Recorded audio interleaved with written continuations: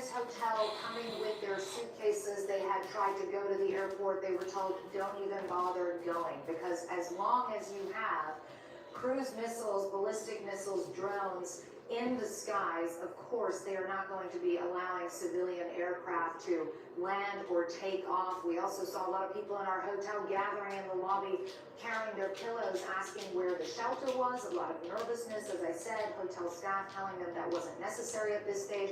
And again, just to underscore, Wolf, we haven't heard of direct impacts yet. We don't have a sense of any significant casualties yet, though there is a report of one 10-year-old girl in the Negev area who was seriously injured.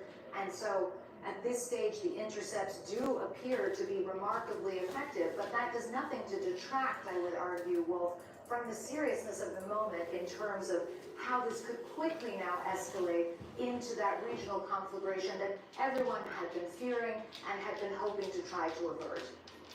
Clarissa Ward in Tel Aviv for us. Clarissa, stay safe over there. We'll be in close touch with you. I want to go to Jerusalem right now. Nick Robertson, of course, is on the scene for us. Nick, for viewers who may just be tuning in right now, tell us what has been going on the last hour or two over the skies of Jerusalem, a city that's holy to Muslims, Christians, and Jews. What's been going on over Jerusalem? Well, there were fighter jets flying in the skies and all number of red traces of what appeared to be incoming Iranian missiles being shot down in the skies. The intercepts were coming from multiple different directions. There were perhaps we saw 30 to 40 intercepts. You could hear the detonations. You could hear detonations coming from other parts of the city. You could see at times what appeared to be missiles flying low and steady through the air and then being intercepted. It appeared that fighter jets were doing much of the intercepts that were ongoing, but there did sound like the detonations of Iron Dome type intercepts going on in the background. I'm hearing jets above, but there were some very loud detonations, and of course the sound of sirens, and you could hear on the streets as well the sound of people panicking when all of this was happening. Now, there have been no indications we've had so far that despite all those intercepts above this densely populated city that has both Jewish populations, Arab populations here as well, that there were no casualties that we're aware of so far. Of course, the IDF spokesman will be bringing an update on that. But I think one thing that I'm reflecting on now, Wolf, of course, we've all been here. We've spoken over the many months now since Hamas's horrendous and horrific October the 7th attacks, and how shocked Israelis are and how traumatized many of them still are, that their security could be so impacted, and the security dynamic that they felt, the security pact with the government that they felt they had, that people in Israel would be safe from attack from outside. Hamas blew that apart on October 7th, but Iran is doing that again tonight. It is another level of attack, taking perhaps that precariousness, that concern that Israelis have about an outside power being able to bring death and destruction to them. That is going to reach another level tonight, it seems. Again, we've talked about the crossing of a Rubicon. We've talked about the dynamic of Iran now targeting directly into Israel. But when you think about that in human terms, about the way people living here are going to feel about this new level of threat, and how they already were impacted by Hamas on October 7th, I have to reflect that this is, of course, now going to be part of what weighs on the mind of Prime Minister Benjamin Netanyahu when he considers his next move and how to respond to Iran, Wolf. Yeah, I'm sure there will be some sort of Israeli response. It's unclear what that will be, but this situation could clearly escalate dramatically in the coming hours. There's no doubt about that. And Nick, stand by.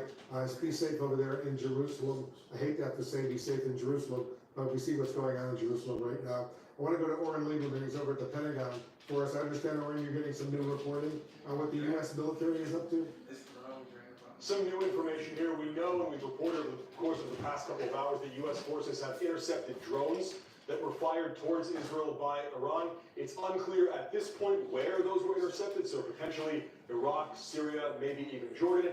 And then the assets used, the military hasn't gone that far to say that yet. It could be fighter jets that have gone over the region in all likelihood, because we saw an aerial refueling platform. Warren, hold on for a moment. I hate to interrupt you, but the IDF spokesman is speaking in English right now, giving a briefing. Let's listen in. Our planes are in the air. Tonight, wide-scale attack by Iran is a major escalation. Together with our allies and partners, we are operating at full force to defend the state of Israel and the people of Israel. We will continue to fulfill this mission. Questions, please. CNN is asking what type and how many projectiles have been fired towards Israel tonight so far, and how many drones and missiles have been intercepted, and can you specify by region? The event is still occurring, but until now, over 200 different kinds have been fired to Israel. Killer drones, ballistic missiles, and cruise missiles. We have already intercepted a vast majority of the threats by Israeli systems and with assistance from our partners. We are still in the event, our planes are still in the air, intercepting targets, and we are ready for any threat that will come to Israel. We will do everything we need, everything to defend the state of Israel. Thank you very much. All right, so there you heard Admiral Daniel Hagari, the spokesman for the IDF, saying Israel will be ready for any threat. But he did say over 200 killer drones, missiles, cruise missiles have been fired by Iran towards Israel. But he says the Israeli air defense missile system has been very effective in shooting so many of them down, intercepting them, as he pointed out. Nick Robertson, let me get your thoughts on what we just heard from Admiral Hagari. Yeah, he said we're still in the moment of this. There are still fighter jets in the skies. We're still working at maximum capacity. He said we're working with our allies' ballistic missiles as well. He mentioned there, as well as the drones, as well as the cruise missiles. So a full range of missiles has been fired. It does feel as if we're in something of a lull from that first wave at the moment, but he makes it very clear that this is an ongoing situation, that they're still working. He did not give details about how precisely Israel is working with its allies and partners. We know that the United States has been involved in shooting down some of those missiles coming inbound to Israel. But earlier in this evening, we were told about dozens of drones. Then it was over 100 drones. And now we know it's 200 or more, multiple different types of missiles. Let's break it down for a second here. The drones are the slowest. They can take perhaps as long as 9 hours to get here from Iran. Then you have the cruise missiles that are faster, fly low, but could take as long as 2 hours to get here from Iran. And then the estimated time that it takes for a ballistic missile to get here from Iran is 12 minutes. And we've been seeing a lot of video popping up on social media, and of course we're verifying it and checking it. But it does appear to me that it is the ballistic missiles seem to be the ones that are connecting with the ground and having the large explosions. Of course, Iran will have planned precisely how it was going to try and overwhelm Israel's air defense system. Now, Daniel Hagari, Rear Admiral Daniel Hagari, the IDF spokesperson, did not say that the system was overwhelmed. He said that it's been working at maximum capacity with the allies, but he did not give us, that I heard yet, a battle damage assessment of what has been hit. And of course this will be closely guarded and controlled information, because it is not in Israel's interest to tell Iran what has been hit. But we do know that some of those missiles were not intercepted from the videos we've seen, Wolf.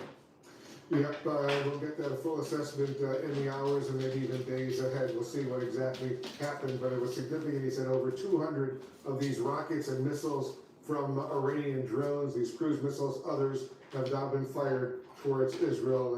And he said the Israel air defense system is working well to intercept all those missiles and rockets. We'll stand by, we'll get some more information. Nick, we'll get back to you in a minute, but I want to go back to the Pentagon. Oren Lieberman, I interrupted you to hear what Admiral Hagari was saying, but give us a sense of some of the new reporting you're getting now about the U.S. military's involvement in what's going on between Israel and Iran. The U.S. forces have intercepted a number of drones. We don't have a total number of that yet. Even Rear Admiral Daniel Hagari wouldn't go into specifics yet because this is ongoing. I will point out two things here very quickly for you, Wolf. First, Hagari was specific in his wording. He said the interceptions have been done by Israeli systems and partners. He didn't specify by the U.S. We know the U.S. is involved. Very possible here, and he's leaving the opening here for other countries being involved as well. Of course, if you're firing from Iran heading west towards Israel, you almost certainly have to overfly Jordan. There is good military cooperation between Israel and Jordan, so that's a possibility for partnerships involved as well to intercept these launches here, as well as some other countries with which Israel has relations and with which there can be some very deep military cooperation. It's also worth pointing out that we've spoken to two U.S. officials here who say that at least as of right now, the launches they have seen over the past several hours, U.S. forces in the region have not been targeted and they have not suffered any injuries or casualties. That's a significant statement. It tells you where Iran is aiming here. Iran has not activated its proxies in Iraq or Syria to target U.S. forces, at least to this point, according to the officials. We saw them launch more than 100 attacks on U.S. forces before February 4th. Those fell off very quickly, especially after the attack that killed 3 U.S. service members in Jordan. And at least as of right now, this massive barrage we're seeing launched from Iran towards Israel, U.S. forces have not been the target. Wolf, of course, I will update you if there's any change on that.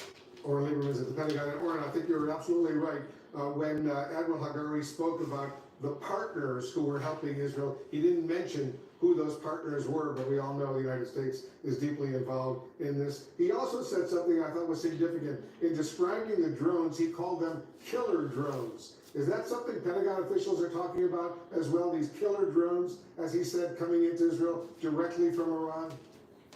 They haven't described them here as killer drones, but the Pentagon is, of course, very well aware, and so is General Eric Gryla, the commander of U.S. Central Command, in Iran's essentially expertise in drones, whether it's the Shahed drones that we have seen Russia use in Ukraine, or a number of other types of drones they have. This is one of Iran's key capabilities, effectively an asymmetric capability. You can use these fairly inexpensive drones, launch them, control them over long distances, and if they can hit their target, they can have deadly, devastating effects. The U.S. has been watching the development of these drones very closely, and the launch on this evening of those drones, Israel as well knows how effective these drones can be. We've seen them play out firsthand. The Houthis use very similar types of drones, acquiring the technology very often from Iran, and we've seen the devastating effect those drones have had. So the U.S. is very well aware that these can be killer drones, even if that's not the common vernacular they use to describe these. Yeah, that's what Admiral Hagari was calling them, killer drones. I thought that was significant. Oren Lieberman, stand by. I want to bring in the former Israeli ambassador to the United States. Michael Oren is joining us right now. Ambassador, thank you so much for joining us. What's your assessment right now on this current situation? Is it about to calm down or is it about to explode? And I don't think anybody has the answer to that right now. There are several factors here, Wolf. One is the degree of damage and death that will be wreaked on Israel by the drones, killer drones. They explode, that makes them killer drones, and the cruise missiles. Cruise missiles, of course, are a much greater threat. Israel and the United States have developed a very sophisticated anti-drone and anti-cruise missile system known as David Sling, and has been proven in combat in certain cases, but not in this massive scale. The question is whether the degree of these missiles, the amount of them coming at Israel from different directions, will overwhelm that David Sling system, and there will be significant damage and death in the state of Israel, in which case Israel will have to respond. Then there's the broader question. We for many years have been playing by Iran's rules. Iran has these proxies shooting us, whether it's Hamas or Hezbollah or Palestine Islamic Jihad, the pro-Iranian militias in Iraq, and we shoot back at the proxies, and we shoot back the proxies. Proxies hide behind civilian populations, and we get branded as war criminals. And in each round of fighting, Israel gets condemned, but Iran gets away scot-free. So Israel has long tried to change the rules of those games and have hold Iran responsible for what its proxies are doing. I'm sure the attack attributed to Israel last week against the consulate section in Damascus was part of that effort to change the rules of the game, because Hezbollah now is out-firing Hamas in terms of rockets aimed at the north. There's 60 to 80,000 Israelis who can't go back to their homes. The entire northern part of the country is uninhabitable. You got to change the rules of the game. So yes, we don't know what this wave of rockets and drones is going to do to the state of Israel, the degree to which we and our allies can defend against it. But at the end of the day, we're still left with the Iranian game, which is to use proxies to destroy us and, frankly, also attack American interests and international interests in the Middle East. I think those rules have to be changed. Do you think Hezbollah in southern Lebanon, which is a clear proxy of the Iranians, will get involved? They have thousands of rockets and missiles in their inventory over there that could cause enormous damage, and many of those rockets and those missiles, they not only can reach northern Israel, Haifa, for example, but they can reach Tel Aviv, even further south, all the way towards Eilat, we're told. They can. It's between 150 and 170,000 rockets. They're longer range, more accurate, in many cases heavier rockets that are those in the possession of Hamas. As serious, Hamas have always said is a tactical threat to the state of Israel.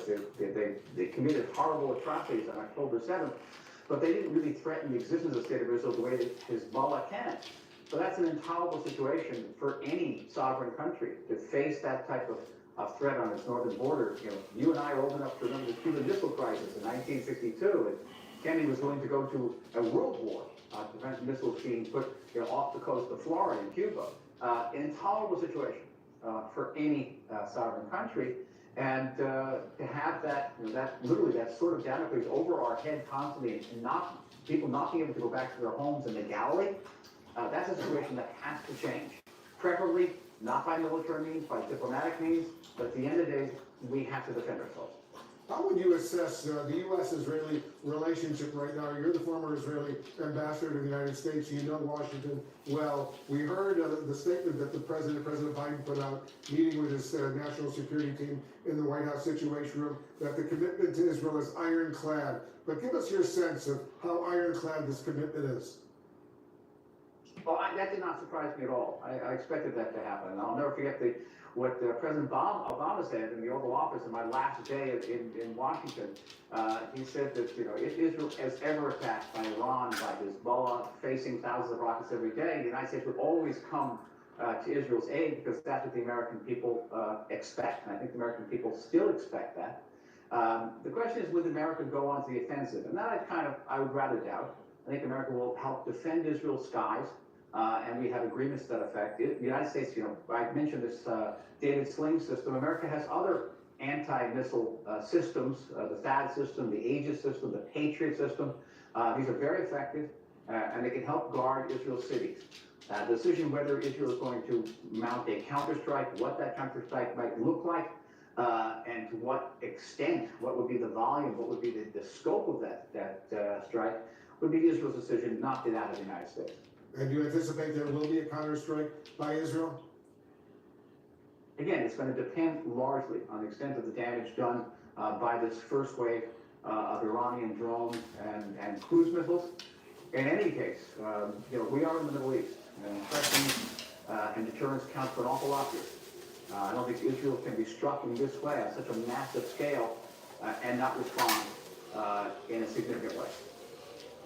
Michael Oren, the former Israeli ambassador to the United States. Ambassador, thank you so much for joining us. We'll continue this conversation down the road, to be sure. Thank you. I want to go back to Alex Marquardt, our national security correspondent. Alex, it's notable that the Biden administration is making it very clear it is standing by Israel in a very strong way. Foundationally, Wolf, the Biden administration is not going to walk away from Israel. It is still the closest ally in the Middle East, and I think President Biden has every intention of continuing what they've been calling ironclad support for Israel. I think it was interesting what you just heard there from Ambassador Michael Oren, who talked about the possibility of Israel striking back against Iran. That is certainly something that the United States does not want to see happen. They don't want to see Israel taking the fight to Iran because obviously that could significantly expand this conflict. And Wolf, this retaliation by Iran is coming at a really interesting time when the relationship between Israel and the United States is getting a lot frostier because of the war in Gaza. You've heard critiques by President Biden much stronger than they have been in recent months. Just recently, he said that the way that Prime Minister Netanyahu is carrying out this war is a mistake.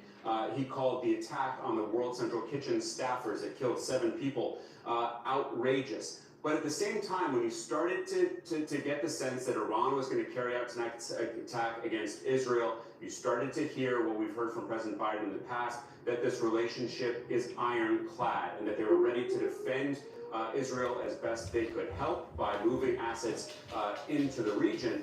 Iran, meanwhile, Wolf, made it clear that this is just about Israel. And they essentially said to the United States, butt out of this. You're not part of this and you shouldn't get involved. But the United States continued to say we're going to support our enemies, or our allies, and that support is ironclad.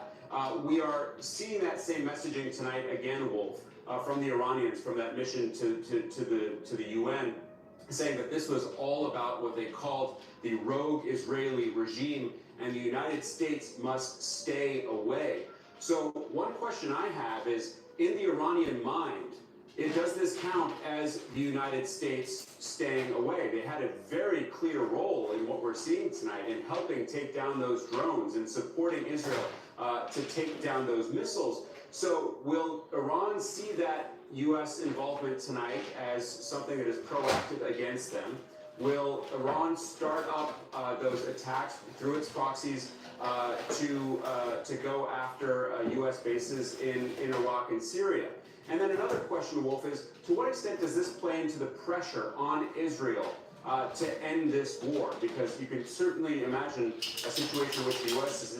will say to Israel, hey, look, you guys are getting attacked by Iran now. This isn't Hamas anymore. This is a much more significant series of attacks. And by the way, I think the pressure from the Israeli people is going to mount as well. Wolf? Yeah, I suspect you're absolutely right, Alex Marquardt. Stand by, we'll get back to you. Everybody stand by. Much more of our very special live coverage right after a quick break.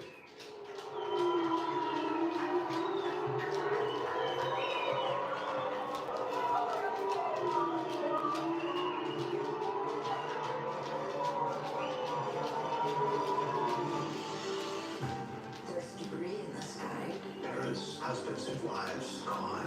I wish I could have done something differently. You can just make it better for those that follow. Space Shuttle Columbia, the final flight, 2-part finale, tomorrow at 9 on CNN. Hello, Mia. Are you ready to meet your demise? Man, we really need to upgrade your trash talk.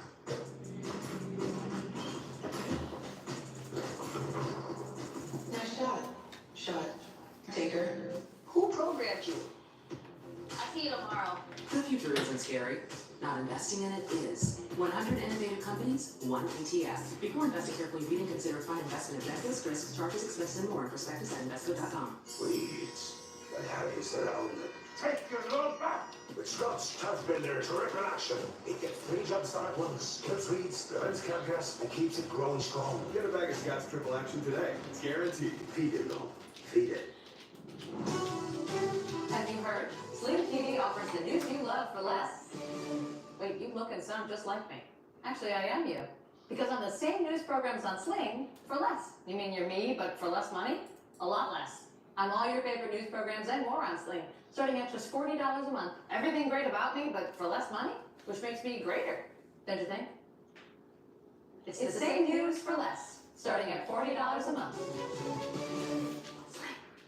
COVID-19. I'm not waiting. If it's COVID, Paxlovid. Paxlovid is an oral treatment for adults with mild to moderate COVID-19 and a high risk factor for it becoming severe. It does not prevent COVID-19. My symptoms are mild now, but I'm not risking it. If it's COVID, Paxlovid. Paxlovid must be taken within the first 5 days of symptoms and helps stop the virus from multiplying in your body. Taking Paxlovid with certain medicines can lead to serious or life-threatening side effects, or affect how it or other medicines work, including hormonal birth control. It's critical to tell your doctor about all the medicines you take because certain tests or changes in their dosage may be needed. Tell your doctor if you have kidney or liver problems, HIV-1, are planning to become pregnant or breastfeed. Don't take Paxlovid if you're allergic to Nortrelvir, ritonavir, or any of its ingredients. Serious side effects can include allergic reactions, some severe, like anaphylaxis and liver problems. These are not all the possible side effects, so talk to your doctor. Commercially insured patients may pay as little as $0, and the U.S. government is making Paxlovid available to Medicare, Medicaid, and uninsured patients for free. Terms and conditions apply to both programs. Learn more at Paxlovid.com/Paxess and ask your doctor today. If it's COVID, Paxlovid. Sail through the heart of historic cities and unforgettable scenery with Viking. Unpack once and get closer to iconic landmarks, local life, and cultural treasures. Because when you experience Europe on a Viking longship, you'll spend less time getting there and more time being there. Viking, exploring the world in comfort. I'm on the Roger on Capitol Hill, and this is CNN.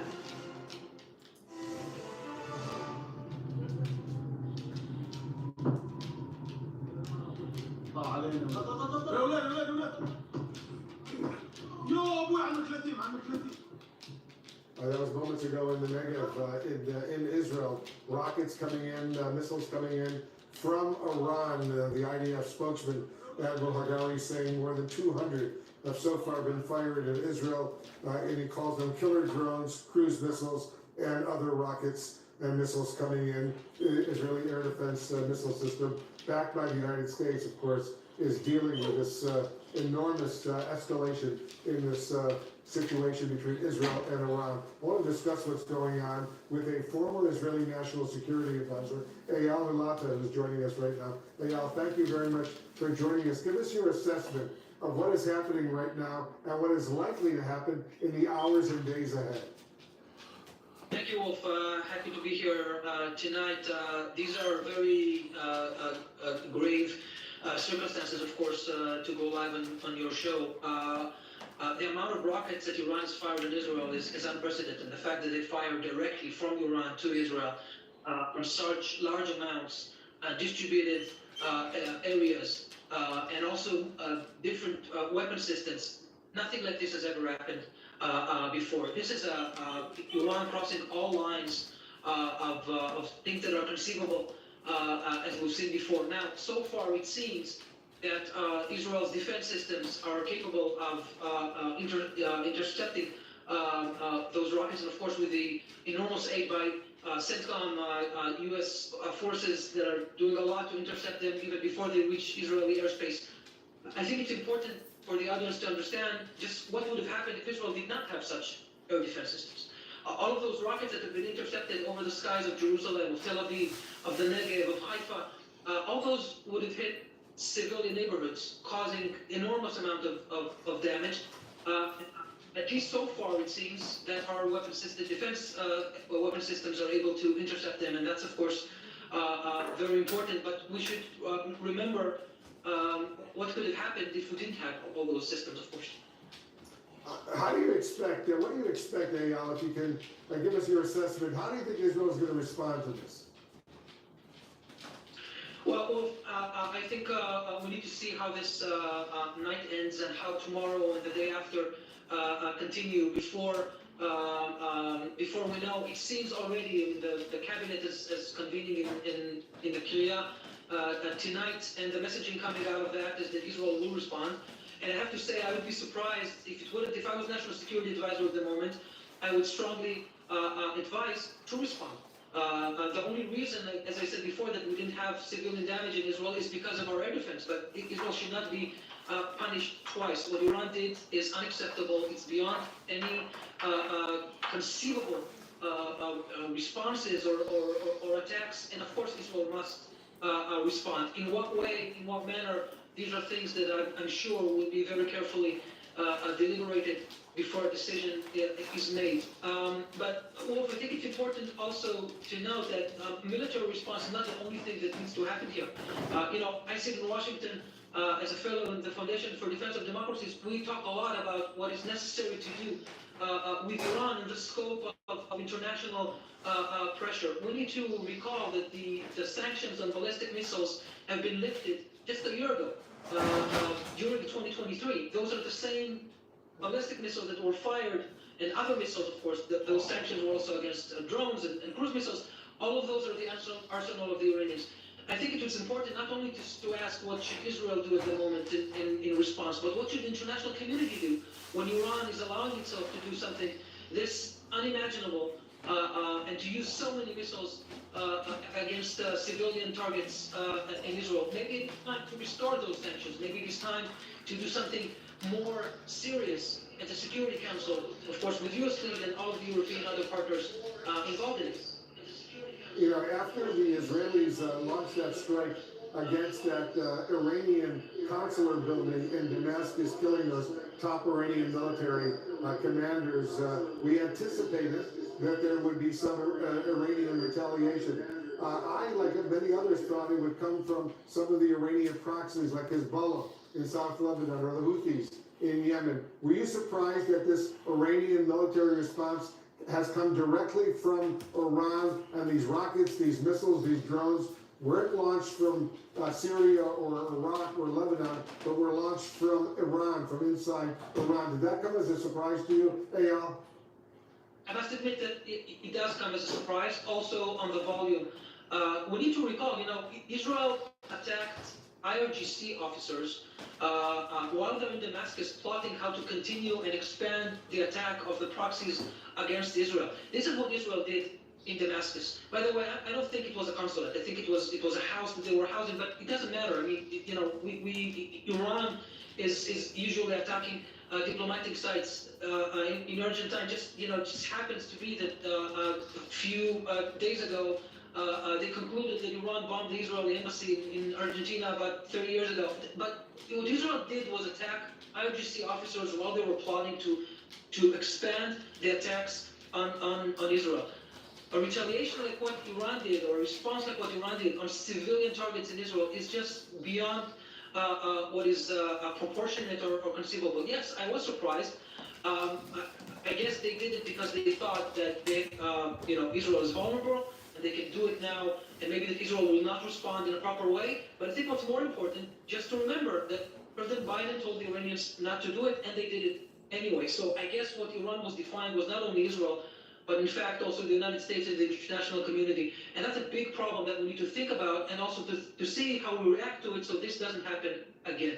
A former Israeli National Security Advisor, Eyal Hulata, thank you so much for joining us. Appreciate it very much. A very, very dangerous time in the Middle East right now. I want to go back to the White House right now. MJ Lee, our correspondent, is standing by. MJ, I'm told you have some news out of the White House involving a phone call between President Biden and Prime Minister Netanyahu.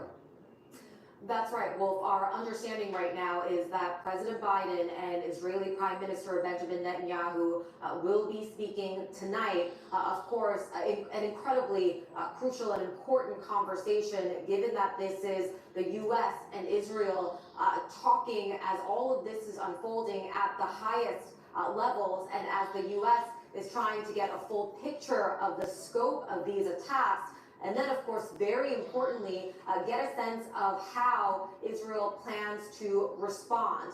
You know, as we have been talking about so much in the last few hours, one crucial and overarching goal for President Biden in the coming hours, in the coming days, is going to be an attempt at containment.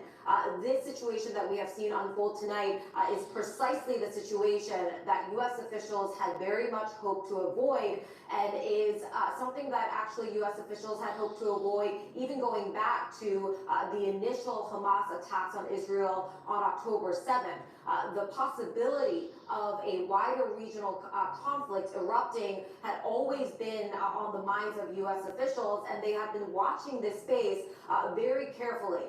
Now, what we see the president sort of trying to juggle now, of course, is his repeated statement of support for Israel's defense and security, but again, trying to do what the U.S. can do to advise Israel to not take actions that might end up having a spillover effect. Now, it's entirely unclear right now, as we try to get a full assessment of this situation, what containment might look like, because we don't know what Israel's response might be in the coming hours and days. Again, as soon as we have a readout from the White House on President Biden's conversation with the Israeli Prime Minister, we will bring that to you. But it is hard to overstate, of course, the importance of that conversation, given the gravity of the situation right now. Wolf. MJ, very quickly, earlier tonight, there was some speculation that maybe President Biden, would go before cameras and address the American people on what's going on between Israel and Iran right now. I take it that has gone away, right? That is not our understanding, at least right now. But Wolf, I have to say the situation is certainly really fluid. The president did meet with his national security team in the Situation Room for at least a few hours. And when that meeting concluded a little while ago, a White House official was quick to say, even though that meeting is over, that group could reconvene later this evening. Again, just stressing sort of the fluidity of the situation. But as you talk about and think about President Biden and whether or not he might at some point find a way to address the nation, whether that's in a paper statement or at some point speaking before cameras, I think it is also just really important to keep in mind the politics that are at play for this president. The eruption of the Israel-Hamas war, of course, has been an incredibly challenging issue for this president, and he has seen his support erode among some key constituencies as he has declined to call for a permanent ceasefire in Gaza, something many of his supporters would like to see him do. So again, all of that sort of feeds to this overarching sort of goal and mission and hope that we were talking about before. This administration, many U.S. officials, certainly the president himself, wanting to make sure that they can do what they can to try to keep this situation contained. MJ Lee, our senior White House correspondent. MJ, I know you're going to be busy. We'll stay in very close touch with you. Thank you very, very much. Right now, I want to bring in Democratic Congressman Jared Moskowitz of Florida. He's a key member of the House Foreign Affairs Committee. Congressman, thank you very much for joining us. I know you're a strong supporter of Israel. What's your reaction to what Iran has now decided to do to launch these killer drones, as the Israeli military calls them, these cruise missiles, these other rockets, directly from inside Iran towards Israel?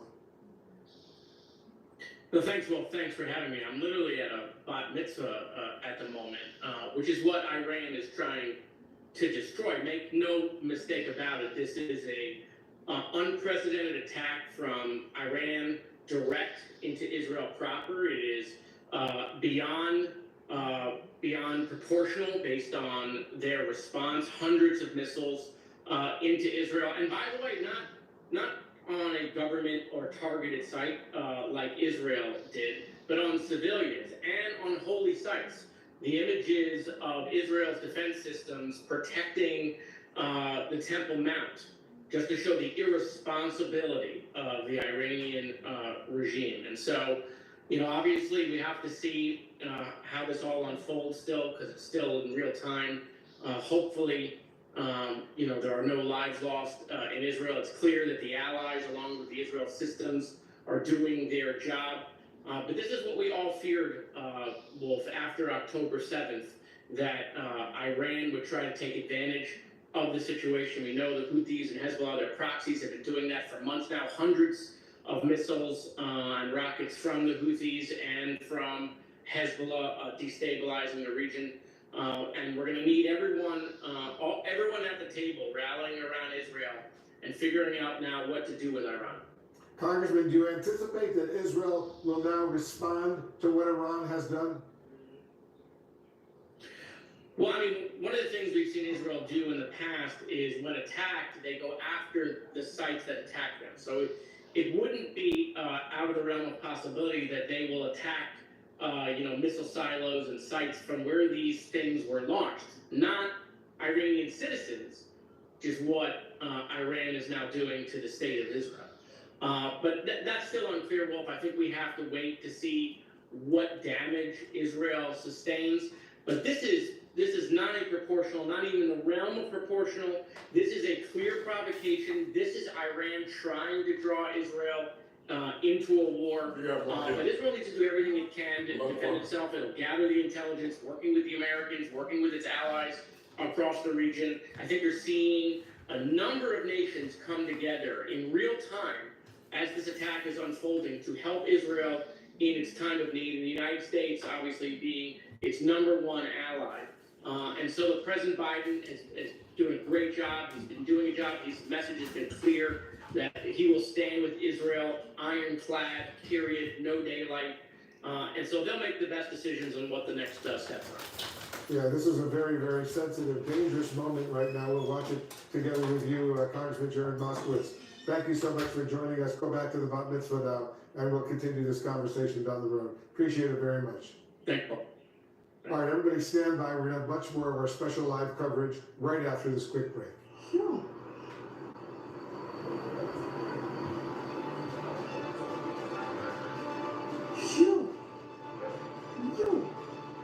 Are you ready? Four all-star teams return for a waterfront redemption showdown. We're gonna bring it. But only one will make a splash. I think we nailed it. Rock the Box season finale, Monday night at 9 on HGTV.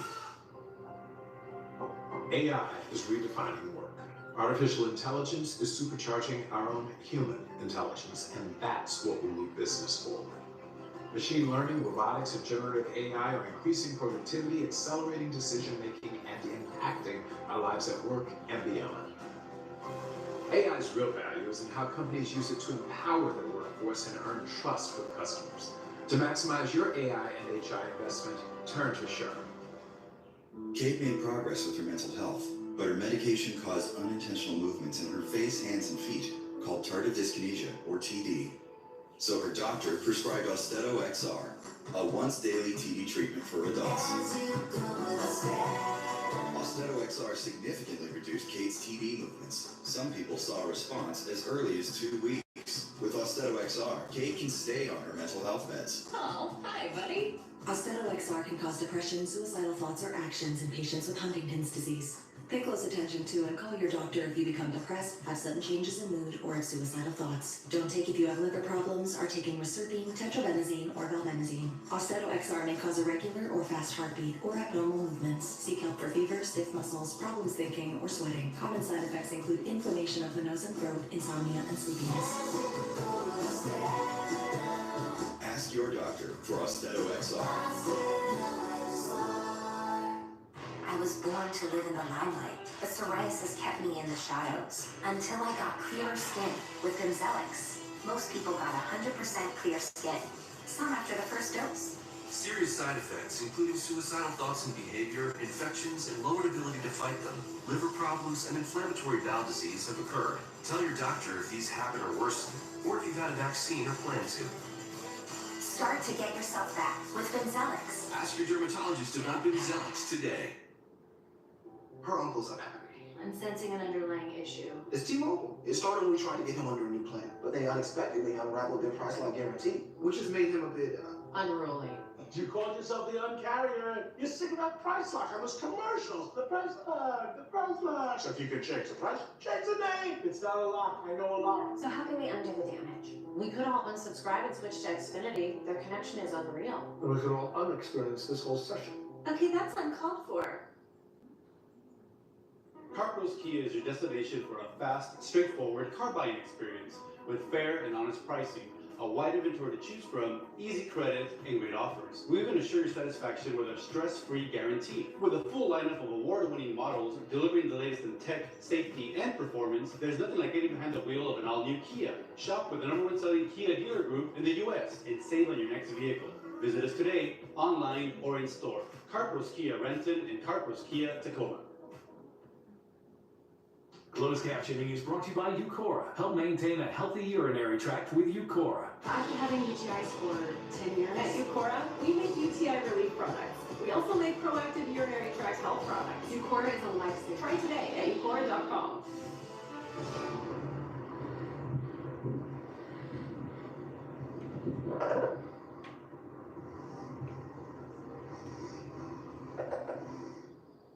That was about an hour or so ago, and the skies over Jerusalem, incoming drones and rockets were coming in towards Jerusalem, and the Israeli Iron Dome anti-missile system went up and intercepted those drones and those rockets coming in. Potentially could have caused a lot of damage. We're watching all of this unfold.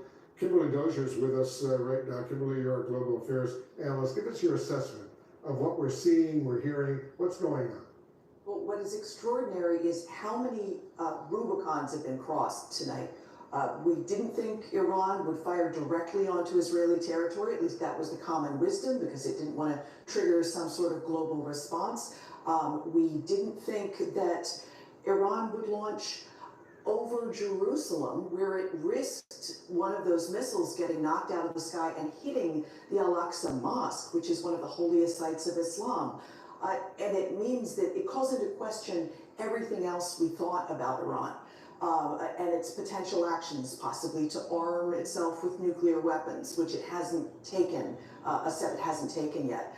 At this point, we've got a few hours more to watch what is coming in, because ballistic missiles arrive right away. The cruise missiles that got fired take 5 to 6 hours, and then the drone swarms that they launched in waves, that could be arriving up to midnight our time. So we've got a few more hours to see where those things might hit, and that will determine the strength of Israel's response. But of course, Israel's already promising to respond. They'll respond, but they want to see what kind of damage, if Israelis have been injured or killed in the process, that will impact what the Israeli response is going to be.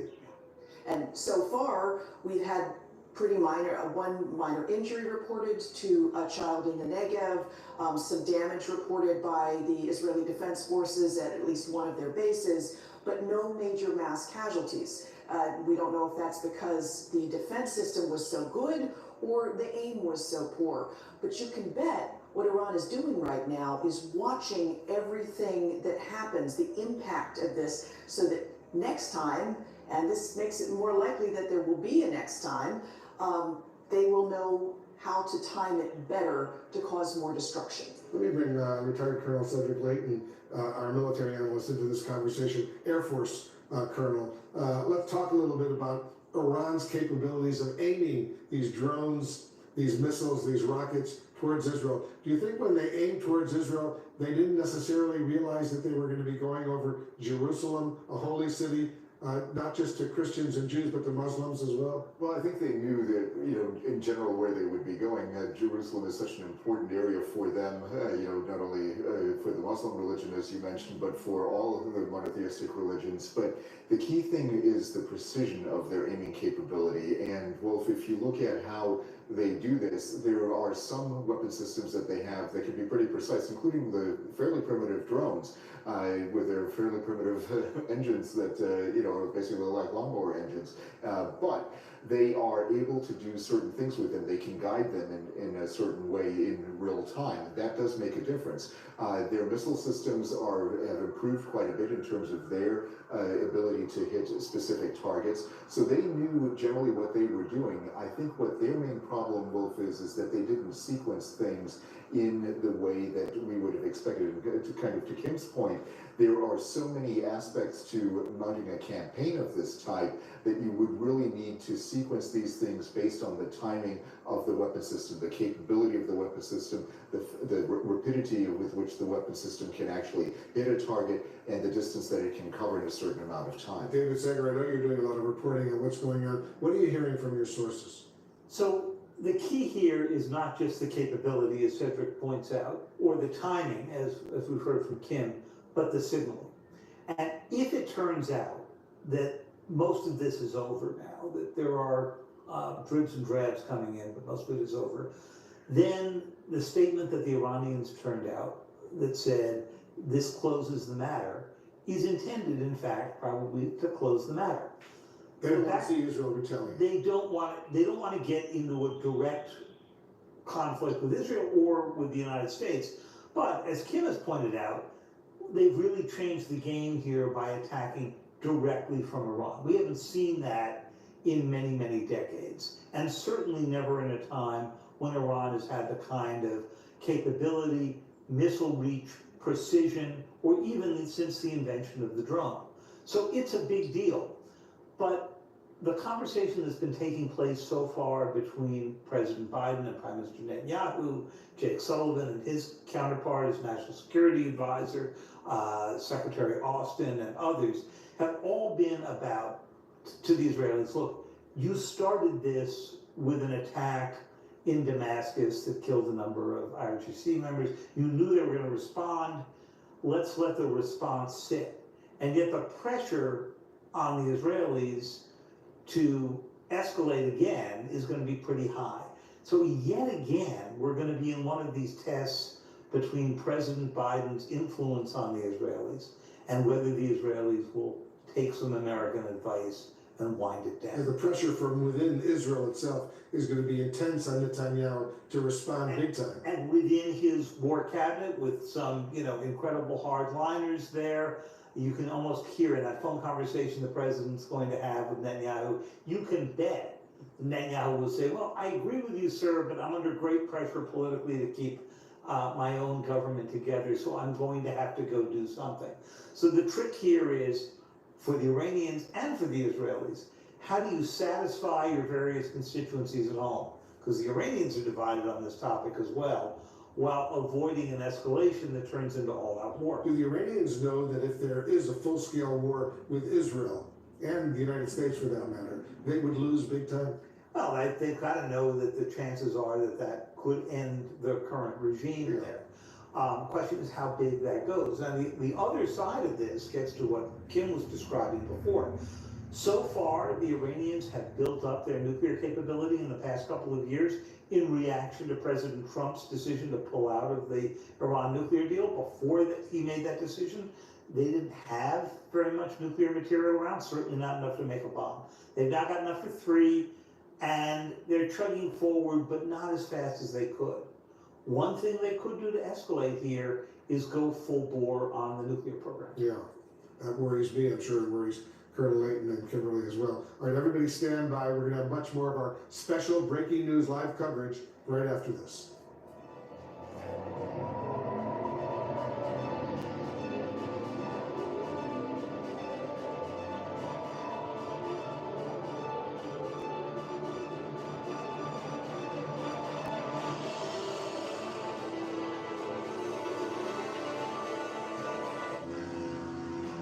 The special 2-hour Titanic premiere of How It Really Happened, Sunday, April 28th at 9 on CNN. What does it mean to be out front? It's going there. We are just about 3 miles from the Gaza border. It's context and curiosity, so you can be out front too. Let's go out front. Aaron Burnett, Out Front, weeknights at 7 on CNN.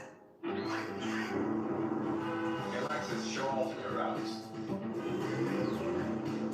Technology that's ready for the road ahead. The Lexus NX.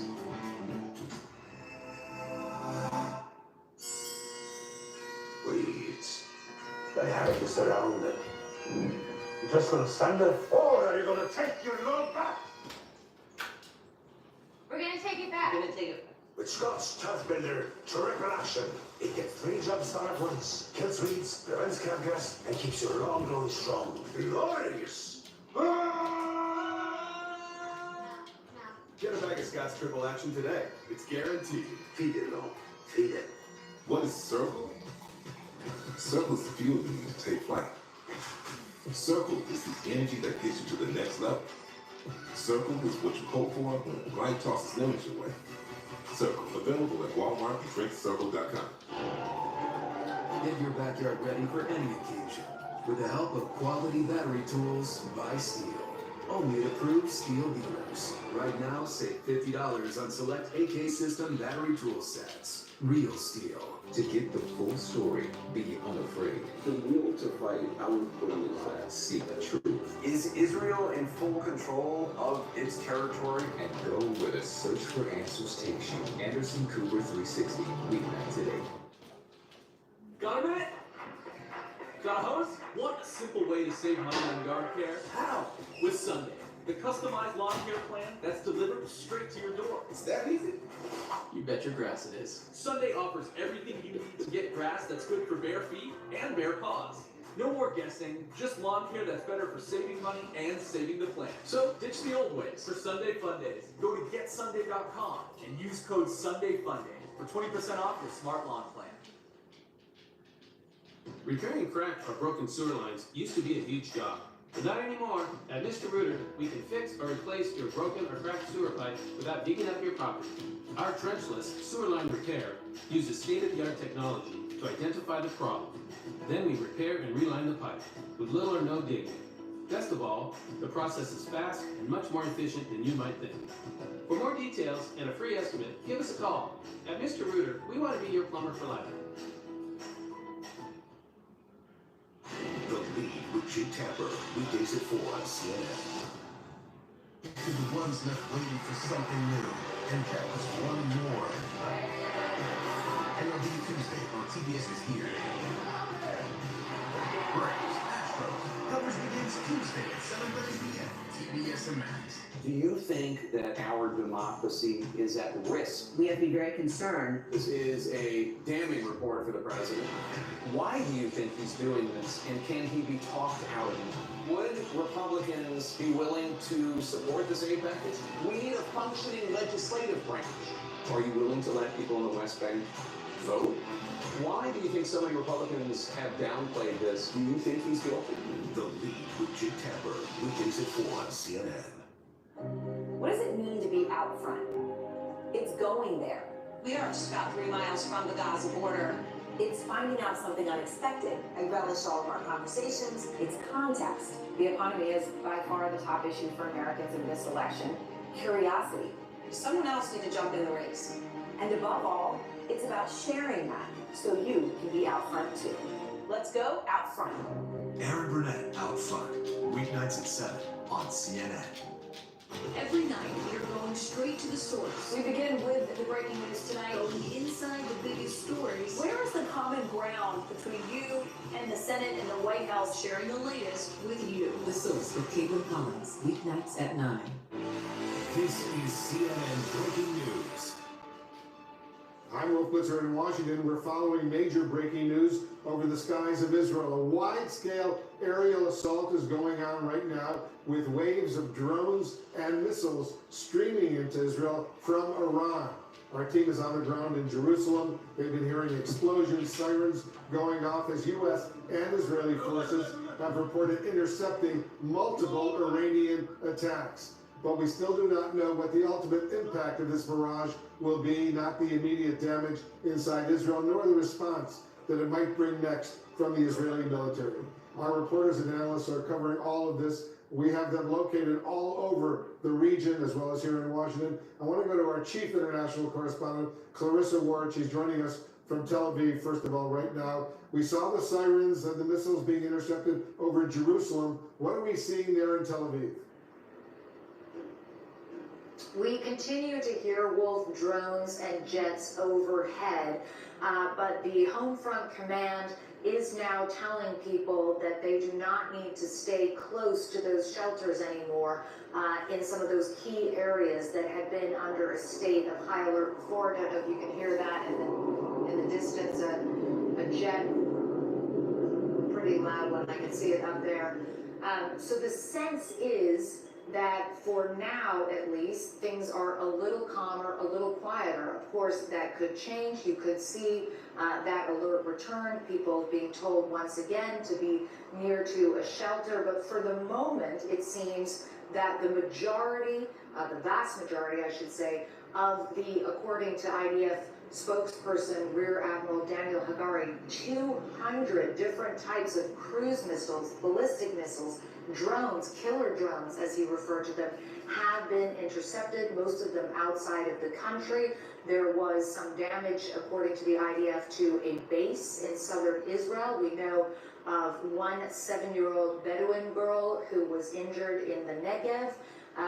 She is receiving treatment for those injuries, that as a result of those intercepts that we have seen going on throughout the night. But certainly feels a little bit calmer and a little bit quieter here as people wait to see what else may unfold throughout the night, Wolf. The Admiral Hagari, the spokesman for the IDF, said Israel is ready for any threat, and they will continue to be ready. We'll see what the Israeli response will be. Clarissa, thank you very much. I want to go to Nick Robertson in Jerusalem right now. I take it things have quieted down a bit in Jerusalem. We're not hearing the sirens going off or the intercepting of the incoming drones or rockets or missiles. Is that right? It feels much calmer, Wolf. We can still, as Clarissa is hearing fighter jets there over Tel Aviv, we are still hearing them in the skies over here.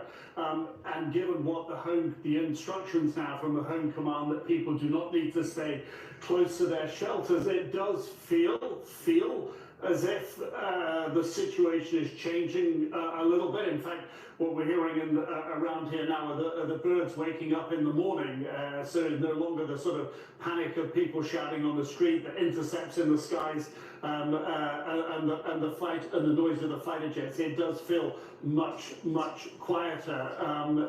People in this city will not have expected to have seen so many intercepts overhead in such a densely populated area. So when they are waking up in a few hours' time here, this is this new reality that they're going to be confronted with, now a very significant new reality for them. And of course, as we're now hearing that the Prime Minister's that the Security Cabinet has deferred to the Prime Minister's much smaller War Cabinet to make a decision about how Israel should respond. So that perhaps will come in the coming hours. But the impact of what's happened across the country on the psychology of the population is going to be something that's going to weigh on their decision, as well as the pressure and the conversations that will likely come from the United States and from during that phone call from President Biden with Prime Minister Netanyahu that is expected not to escalate this further. But it's hard to tell at this stage. The first phase of analysis by the IDF indicates very little damage of any significance, but it is hard to estimate at the moment the decision the Prime Minister will ultimately take. But as you know, Nick, the Israeli military has done the math, and they realize that those drones are relatively slow. It could take 8 or 9, maybe even 10 hours for one of those drones to get from Iran, from a base in Iran, all the way towards Israel, going past Iraq and Syria, maybe Jordan, over towards Israel. So these drones are, as Admiral Hagari called them, these killer drones. They could be arriving in the next few hours as well. It hasn't been 9 or 10 hours yet. It hasn't been at all, and I was struck by what General Hagari, rather Rear Admiral Daniel Hagari said in his press briefing, that there are still intercepts going on, that is still happening, that the fighter jets that we're hearing in the skies are still involved in that, and of course, as is said, 10 cruise missiles and dozens of drones intercepted outside of Israeli airspace. And as we're not hearing the intercepts here at the moment, perhaps they are going on over the borders before they get to Israel. But the fact that the Home Command has effectively put people on notice that they can be a little bit more relaxed, they can, of course, turn that around in moments. It is a very, very effective alert system here, not just with the sirens you hear. And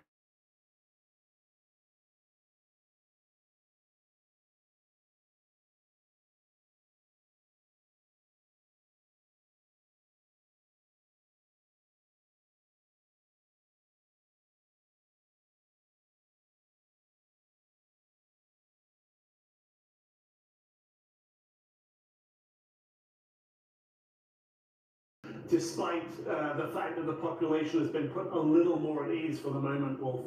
Yeah, he said that over 200 of these Iranian drones, he called them the killer drones, have been intercepted successfully by the Israelis. We'll see what happens in the next few hours. The situation clearly is continuing right now. Nick Robertson in Jerusalem, thank you. I want to bring in Fred Pleitgen right now. He's done a lot of reporting from inside Iran. He's spoken to all the top Iranian officials over these past several years. There's a statement that just came out, I'm sure you saw it already, Fred, from Iran's Revolutionary Guard Corps. Among other things, it said this, and I'm quoting now from the IRGC statement: any threat by the terrorist state of America and the Zionist regime from any country will be followed by a reciprocal and proportional response from the Islamic Republic of Iran to the source of the threat. A clear warning to the U.S. if it helps Israel deal with these incoming rockets and missiles, the U.S. will pay a price for that. What's your assessment as someone who's been to Iran? You were just there a few weeks ago, and you've spoken to these Iranian officials. Well, first of all, I do think it's a direct threat towards the U.S. by the Islamic Revolutionary Guard Corps. And I think one of the things the Iranians have been saying, Wolf, is that the U.S. obviously needs to watch out, especially in the region there, in the Middle East, with the U.S. bases that it has in that region. The Iranians obviously saying that they have their proxy forces on the ground. And of course, tonight, they've also shown that they're pretty powerful in the air as well. Certainly, one of the things that we've been hearing here as we've been talking about all this and broadcasting and seeing some of the images is that not many people would have expected the Iranians to be able to launch that many projectiles towards Israel. We're talking about drones and of course missiles as well, and especially for having so many of those actually reach Israeli airspace and penetrate very deep into Israel, then obviously being taken out by the Israeli forces, but of course the U.S. helping with that as well. So the Iranians, I think, it's a twofold threat that we're seeing from them right now, coming from the Iranians. On the one hand, they are saying that the U.S., of course, they don't want them to help the Israelis at all.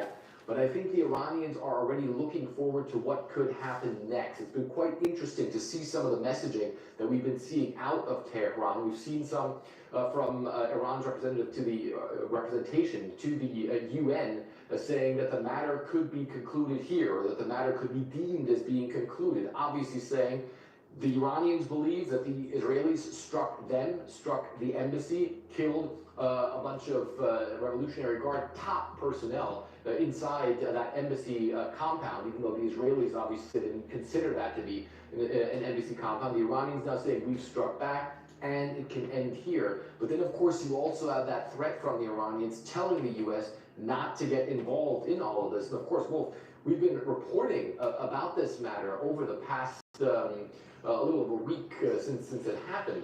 And we have seen the Iranians on several occasions, be it the foreign minister, be it others, telling the U.S. or urging the United States to stay out of this, to stay away. And that's the exact messaging that we're seeing tonight again. One of the other things that we've also been picking up, Wolf, is that the Iranian Foreign Ministry has put out a statement, also in the middle of the night, which is quite unusual for them, calling their actions tonight, calling the strikes by the Iranians, calling the targeting of Israeli territory self-defense, and saying they believe that it's covered by the UN Charter. I want to read you some of that statement of what the Iranians put out. They say that if Israel strikes back, and this is what they're referring to in that statement, they're saying, quote, if necessary, the Islamic Republic of Iran will not hesitate to take more defensive measures, so they're calling all this a defensive measure, to protect its legitimate interest against any aggressive military actions and illegal use of force. So the Iranians are saying that they consider the attack on their embassy compound in Damascus, which of course Israel has not claimed responsibility for, that they consider that to be an aggressive act, and they consider this their retaliation. And again, the Iranians are saying it could end here, but of course right now the messaging is that the ball is in the Israeli court. And at the same time, the Iranians are telling the U.S. to stay out of it, especially with the threats that the Iranians could make very real for the U.S. in the region. Of course, the U.S. has a lot of military assets in the Middle East, and the Iranians are saying they have a lot of proxy forces near those military bases. Wolf. Yeah, and the statement that the IRGC, the Islamic Revolutionary Guard Corps, just put out, it said it will hold the United States responsible for what it termed the evil actions of the Israeli government. So they're clearly warning the United States, if the U.S. does get involved in helping Israel at all, the U.S. will pay a big price for this. Is that right? Yeah, that's exactly what I think they're saying. And it's a threat that we've been seeing from the Iranians really over the past couple of years. And it's a threat that they've also made good on a couple of times. If we look, for instance, back towards the Trump administration, and even the months before the U.S. assassinated the IRGC Quds Forces top general Qasem Soleimani, you had some incidents between the U.S. and Iran in the Persian Gulf, where the Iranians then shot down a U.S. Global Hawk drone. That, of course, or a Hawk drone, that, of course, was the Iranians displaying that they are not to be messed with, and that they also have military that is capable of hurting U.S. assets. There were very few people at the time who thought that Iran's own Iranian-made air defense systems would be capable of taking down U.S. assets. The Iranians proved otherwise.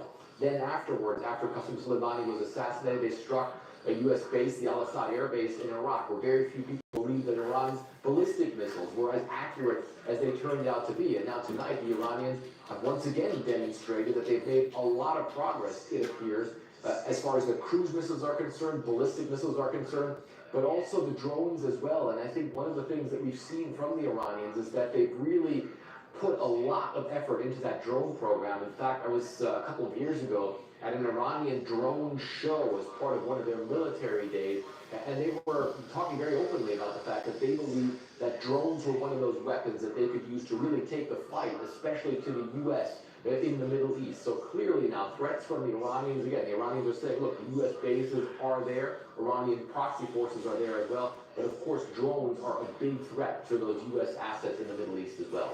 Yeah, it's a very, very tense moment right now. Fred Pleitgen, thank you very much. We'll get back to you. Jim Sciutto is with me here in Washington. We're watching all of this unfold. This whole situation could explode big time, or it could calm down. No question. Listen, this is an escalation. It's an Iranian attack attempting to strike Israel. The defenses largely worked, it seems. That's why the damage assessments to date, and you show very little damage on the ground there, and the IDF saying it intercepted the vast majority of missiles. At least so far, and there could be more to come. But we also do know that the U.S. did already participate, that it was shooting down some of these drones and missiles before they got close to Israeli territory. We should also note there was some concern prior to this that Israeli proxies might target U.S. forces in the region, and that does not appear to have happened. Iranian proxies target U.S. forces in the region, which they have done before multiple times, and as you know, as U.S. forces have died. They did not in this case, which was a deliberate decision by Iran. Certainly bold, aggressive, blatant to attack Israel, but they chose in this circumstance not to directly target U.S. forces, and there's an enormous number of U.S. forces, not just ground forces in the region, but of course U.S. assets that had moved into the region prior to this, which Iran did not strike. And that's a deliberate decision not to confront the U.S. directly now, despite the kind of rhetoric we're hearing from them. And this warning the U.S. away, let's be clear, the U.S. is highly involved in Israel's defense tonight. They moved assets into the region, ships, etc., to be able to scan the skies for threats exactly like this and help Israel take them out before they reached Israeli territory. And our understanding is that U.S. assets did take down some of these drones prior to reaching. I think it's significant that the commander of the U.S. Military Central Command, which is responsible for the entire Middle East region, has spent the last several days in Israel coordinating and projecting, what the U.S. and the Israelis would do if Iran did launch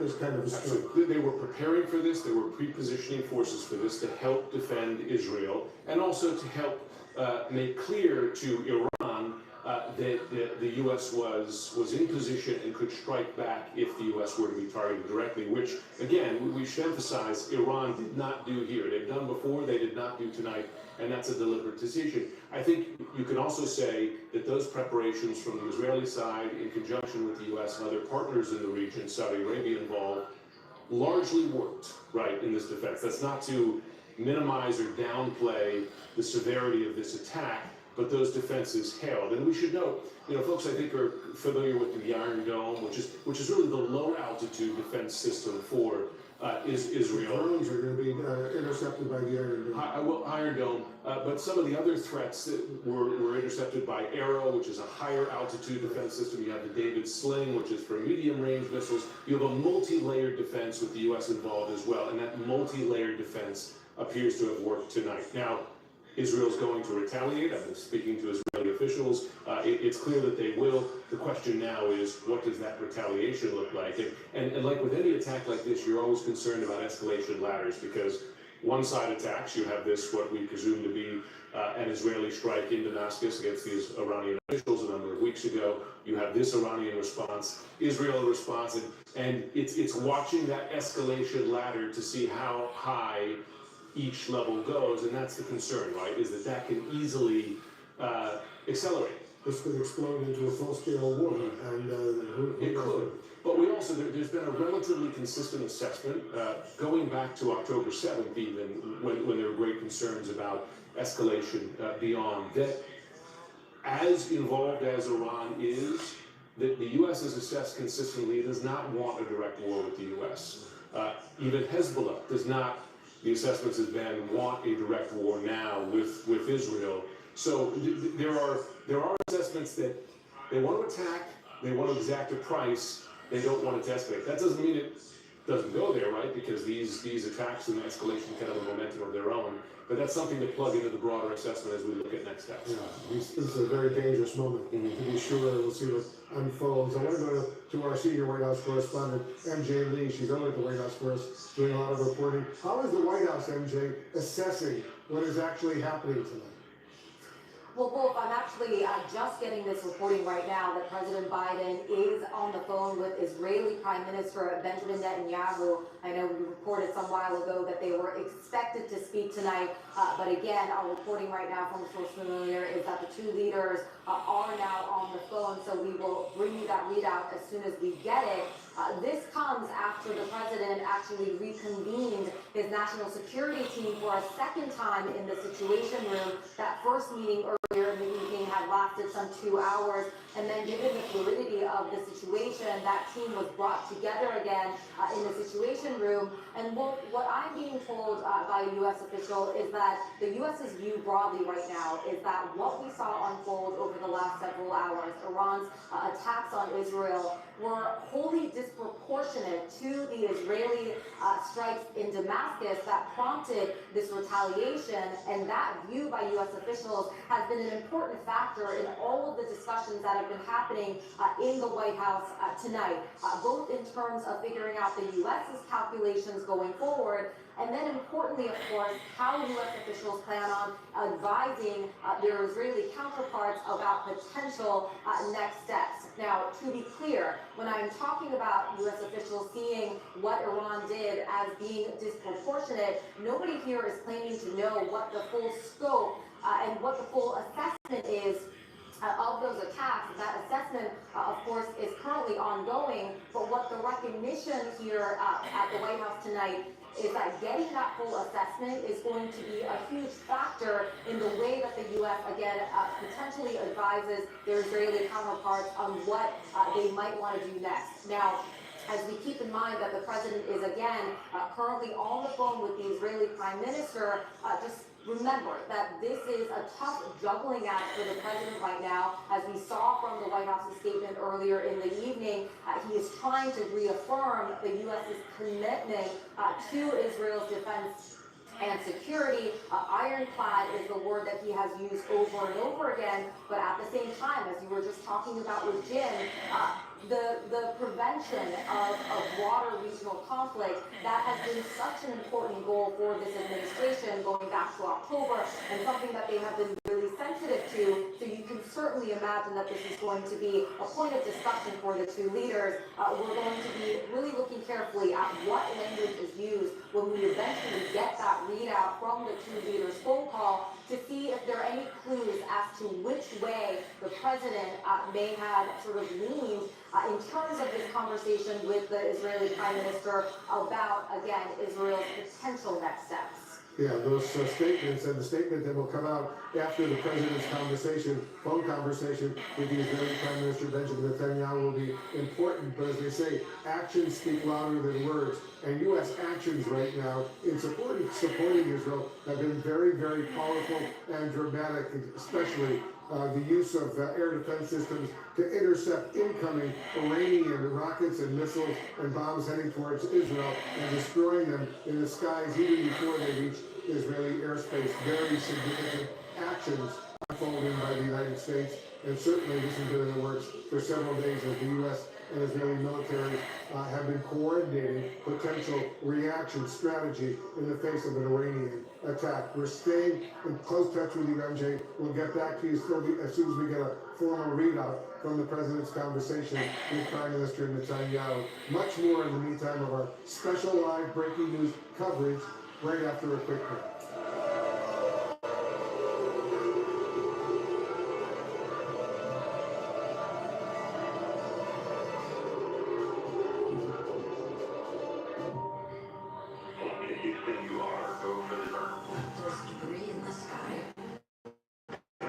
Husbands and wives gone.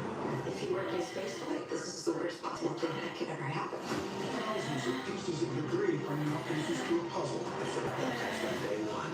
I wish I could have done something differently, but I can't do that. You can just make it better for those that follow. Space Shuttle Columbia, the final flight, 2-part finale, tomorrow at 9 on CNN. You're gonna turn off the alarm? Amelia Weather? Something that is to do. Are you gonna unlock the door? I'm afraid I can't do that, Shannon. Why not? Did you forget something?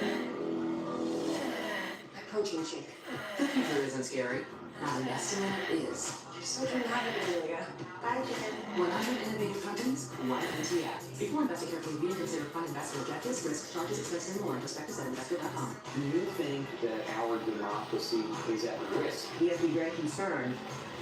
Why do you think he's doing this, and can he be talked out of it? Do you think he's guilty? The Lead with Jim Tapper, weekdays at 4 on CNN. Explore the world the Viking way. From the quiet comfort of elegant small ships with no children and no casinos.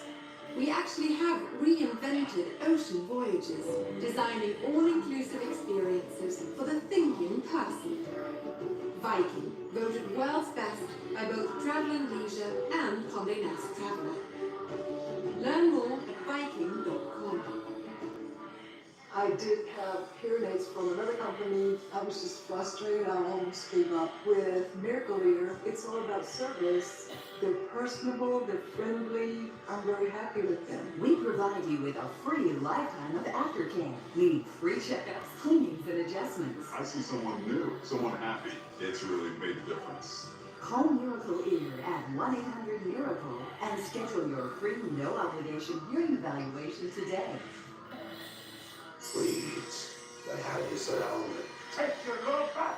It's Scott's Pathbender Triple Action. It gets 3 jumps on at once, kills weeds, prevents campgrass, and keeps it growing strong. Get a bag of Scott's Triple Action today. It's guaranteed. Feed it, though. Feed it. From moderate to severe Crohn's disease, Skyrizi is the first IL-23 inhibitor that can deliver remission and visibly improve damage of the intestinal lining. Serious allergic reactions and an increased risk of infections or a lower ability to fight them may occur. Tell your doctor if you have an infection or symptoms, have a vaccine or plan to. Liver problems may occur in Crohn's disease. Control of Crohn's means everything to me. Ask your gastroenterologist about Skyrizi. Learn how AbbVie can help you save. So what are you thinking? I'm thinking Marmite. What about Africa? Safari, hot air balloon ride, swim with elephants. Wait, can we afford a safari? Great question. Like everything, takes a little planning. Or, what they might put down here. On a ranch. In Montana. With horses. Let's take a look at those scenarios. JP Morgan Wealth Management has advisors in Chase branches and tools like Wealth Plan to help keep you on track. When you're planning for it all, the answer is JP Morgan Wealth Management.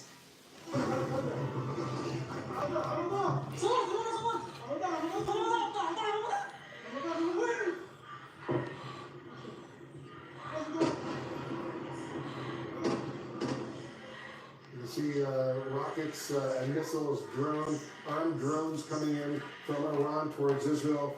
The Israeli air defense system intercepting a lot of them.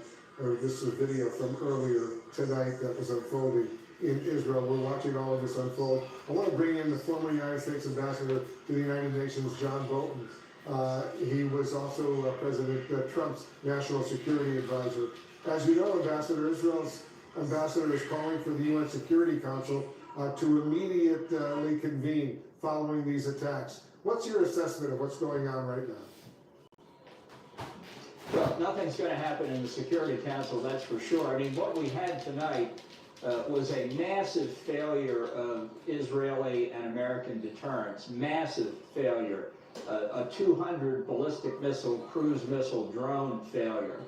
And I think, notwithstanding that there appears to be very little damage, fingers crossed until we get the final assessment, Thank God if the death toll is low or non-existent. And while we're at it, let's thank George W. Bush for getting out of the ABM Treaty of 1972, unleashing American missile defense capabilities.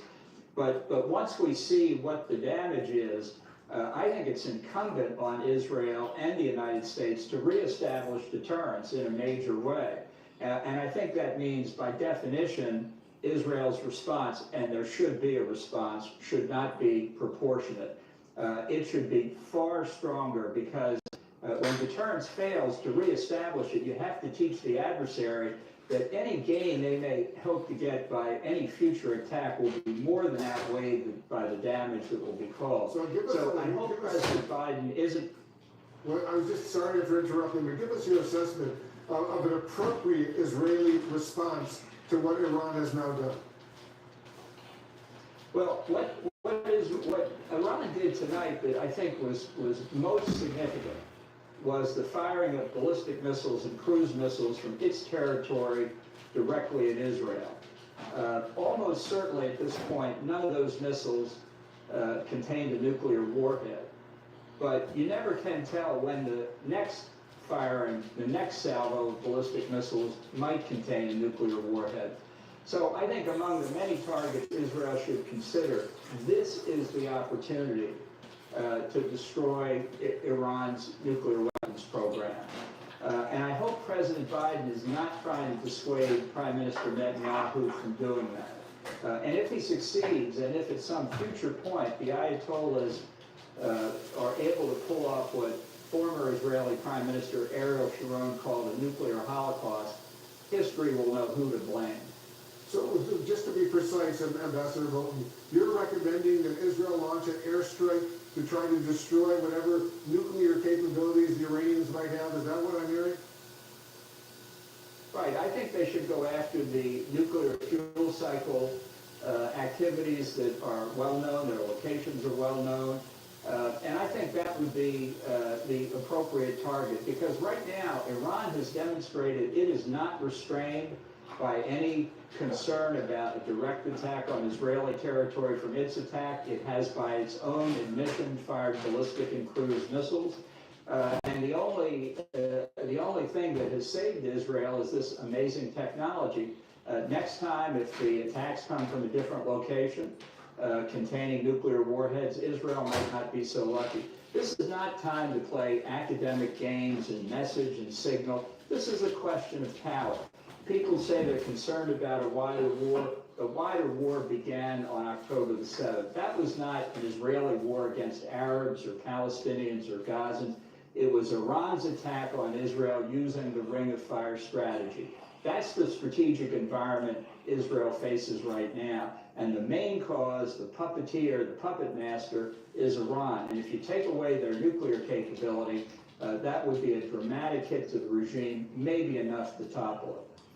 Ambassador, my colleague Jim Sciutto is here with me in Washington. He has a question, he has a follow-up question for you. Go ahead, Jim. Ambassador Bolton, given, and you know as well as we do, that Hezbollah and its enormous missile arsenal, many thousands of rockets and missiles, is intended in part by Iran to be a pressure point if Israel were to strike Iranian nuclear facilities. And I wonder, given the size of that, an order of magnitude bigger than it was, say, during the 2006 war, whether you believe Israel can today fight what would be a multi-front war, Gaza in the south, Hezbollah in the north, Iran to the east, and if you would then envision the U.S. directly involved in such a conflict. Well, I think for the foreseeable future, Gaza is not going to be a principal battlefield, and it's certainly not something that's going to engage full Israeli military power. I think Hezbollah put pressure on Iran. It's one reason why the Iranian counterstrike took almost 2 weeks after the Damascus strike by Israel to say, you need to put skin in this game, Iran. So I'm not at all sure what Hezbollah's response would be to Israel taking out a nuclear power that hasn't done a thing for Hezbollah. The Israelis clearly have thought about what to do to neutralize Hezbollah. Perhaps their response, which also would be a pretty big problem for Iran, would be to go after Hezbollah now. My point is there are a number of steps Israel can take. Passivity at this point for Israel would be a big mistake. I mean, I think from the Israeli point of view, they should remember what Winston Churchill said in World War II, without victory, there is no survival. How close is Iran to actually having a nuclear bomb? Well, I think about 72 hours that they can get if they send a wire transfer to the central bank of North Korea in Pyongyang and give the North Koreans enough time to put a couple of warheads on an airplane and fly them to Tehran. You know, there's a lot of talk about how close Iran is compared to how close they were 4 or 5 years ago or before the Trump administration pulled out of the nuclear deal, all of which assumes perfect knowledge of Iran's nuclear weapons program. I think we should have enough experience with faulty intelligence by now not to be so sure, not to know how much of Iran's uranium enrichment program is really being conducted under a mountain in North Korea. The fact is they're very close. The fact is the nuclear deal of 2015 was flawed from the start by allowing Iran any uranium enrichment capability, whatever. Ambassador Bolton, thank you so much for joining us. We'll continue this conversation down the road. Glad to be with you. And we're going to have much more special coverage coming up from the region. We have live reporters on the scene. Also, I'll be speaking with former Republican Congressman Adam Kinzinger. He's got some strong thoughts on what's going on right now between Israel and Iran. Much more of our special breaking news coverage right after this.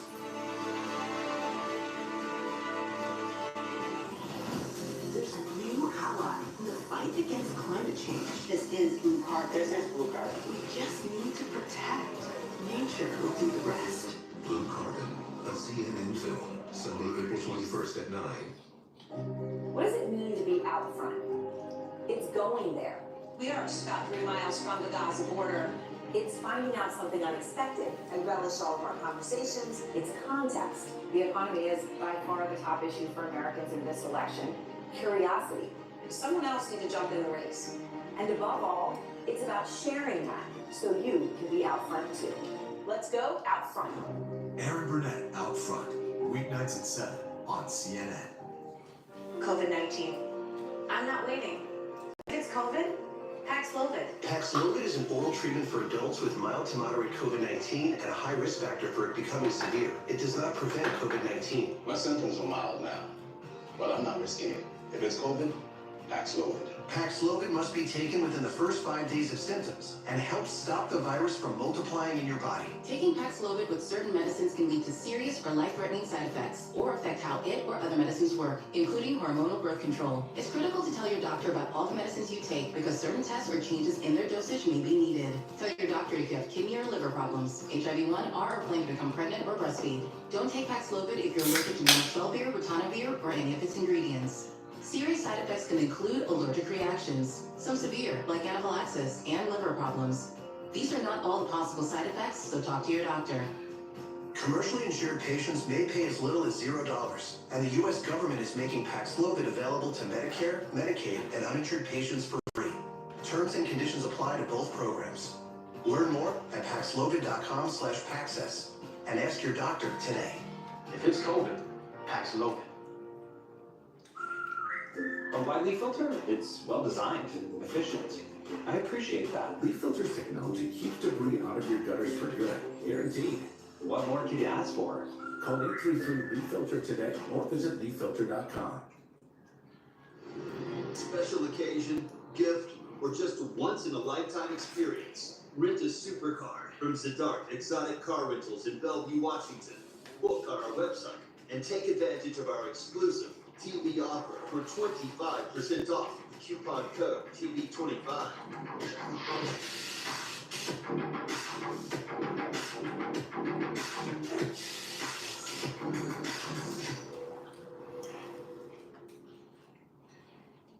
You've got Xfinity Wi-Fi at home. Take it on the go with Xfinity Mobile. Customers now get exclusive access to Wi-Fi speed up to a gig in millions of locations. Plus, buy one unlimited line and get one free. That's like getting 2 unlimited lines for $20 a month each for a year. So ditch the other guys and switch today. Buy one line up unlimited, get one free for a year with Xfinity Mobile. Plus, save even more and get an eligible 5G phone on us. Visit XfinityMobile.com today. I'm Rafael Roma at the Georgia State Capitol in Atlanta. This is CNN. Closed captioning brought to you by Rue La La. Iconic brands up to 70% off retail at RueLaLa.com. At Rue La La, you never pay full price. Seize the deals on top ratings before they're gone. Shop RueLaLa.com today.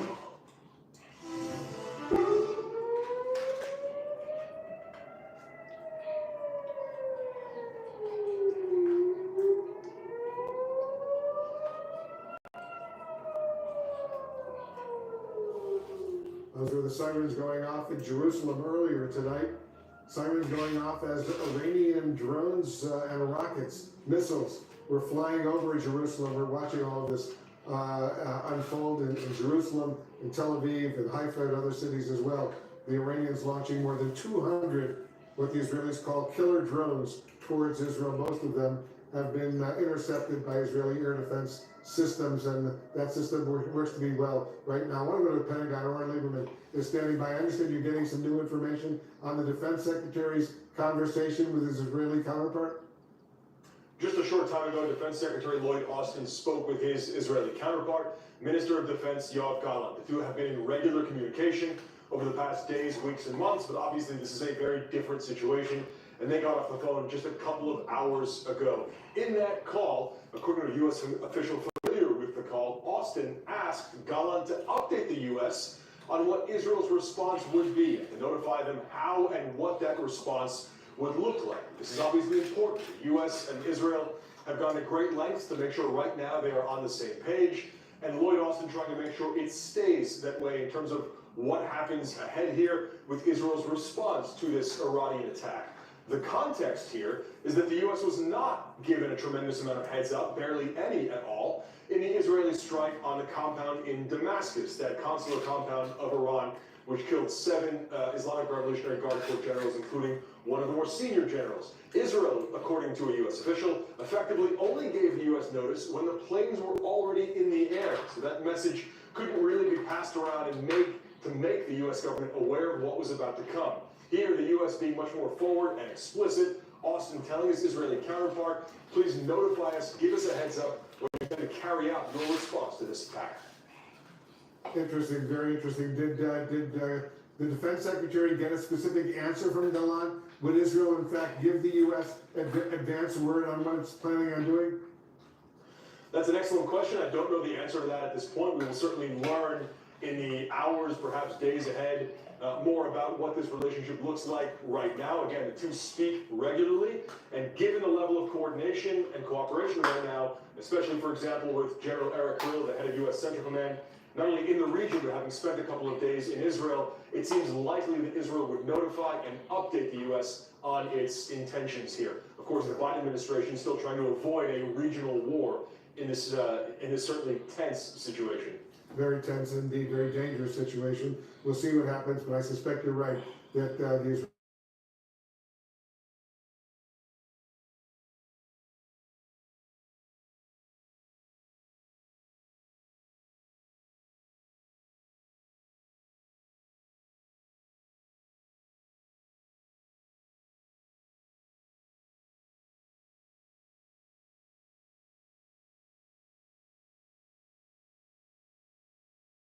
As you mentioned, this is kind of unprecedented. It is unprecedented, but it was significant. And I think this attack was intended to not just do damage, but to kill Israelis. What Iran didn't count on was, frankly, how good Israel's air defense is. I mean, they shot a missile down in friggin' space, you know, and that we saw, the Arrow missiles. There's video out there of it, which is incredible. They did not count on the U.S. and Israel's allies probably partaking as deeply as we did, being able to take out the drones that we have. But this was a significant attempt to kill Israelis. Israel has no option but to respond, and it's important to keep in mind in all of this today too, because this is, you know, obviously happening today and something that we're interested in. This is what Ukraine has to deal with every night. Every night they get Shahed drones sent by Russia. supplied by Iran, and ballistic and cruise missiles shot by Russia. In many cases, given to them by Iran. So that could also help to tell what Iran's or Israel's response should be to Iran, for instance, going after their capacity to make the Shahed drones. Congressman Jim Shudos would be here in Washington. He has a question for you. Go ahead, Jim. Congressman, you may have heard Ambassador Bolton advocate for Israel to respond by striking Iranian nuclear facilities. I wonder if you agree, and if you believe that if that were to take place, that the U.S. would be drawn into such a conflict. I mean, it's possible. Look, I think the ambassador made solid points, which is Iran has shown a willingness and a capability to attack Israel. We know they're very close to a nuclear weapon. And I remember all my time in Congress being promised by every administration that if Iran actually does get very close to a nuclear weapon, that will be prevented. Iran will never have a nuclear weapon. Well, we're at that moment now. So while I'm not sitting here saying that maybe the right response on this is to attack the nuclear program, the question is, we are on the edge of that moment. And we have to accept as a country, we will either have a nuclear armed Iran, or we won't, and we may have to do something about that, us and Israel, probably largely on Israel. So is it the best response on this attack? I don't know. I'll leave that up to the Israelis. But I can tell you what certainly needs to happen, I think, is going after Iran's, but this is a very directly proportionate response, is going after Iran's ability to make the exact drones they sent against Israel and that they're supplying. This is a side benefit that they're supplying to Russia to attack Ukraine with. All right, stand by for a moment, Adam. Jeremy Diamond, our correspondent, is in northern Israel right now, and there's some very intense developments unfolding where you are, Jeremy. Tell our viewers. Yeah, that's right, Wolf. We are in northern Israel, and in just the past hour, there were 25 projectiles that were fired from Lebanon towards the Golan Heights. My team and I, as we arrived here, we actually were able to hear what sounded like multiple interceptions of those projectiles. The Israeli military is not specifying whether those were drones or missiles in this case, but we do understand that these were fired from Lebanon. Earlier this evening, of course, this area in northern Israel did get projectiles, again, unclear if drones or missiles that were fired from Iran as part of that large-scale attack that Iran carried out on northern Israel as well as in southern Israel. We also understand that Hezbollah claimed responsibility for firing multiple missiles, multiple rockets earlier this evening in the direction of the Golan Heights as well. And so this is what's critical about this part of northern Israel, is that this is really the intersection both of this proxy battle that Iran and Israel have been fighting for months now, as Hezbollah and Israel have been trading fire across the Israeli-Lebanese border for months now, since the beginning of this war. But also now the site of Iran's latest response and Iran's first attack against Israeli soil. Now, we do not have any reports of any of those drones or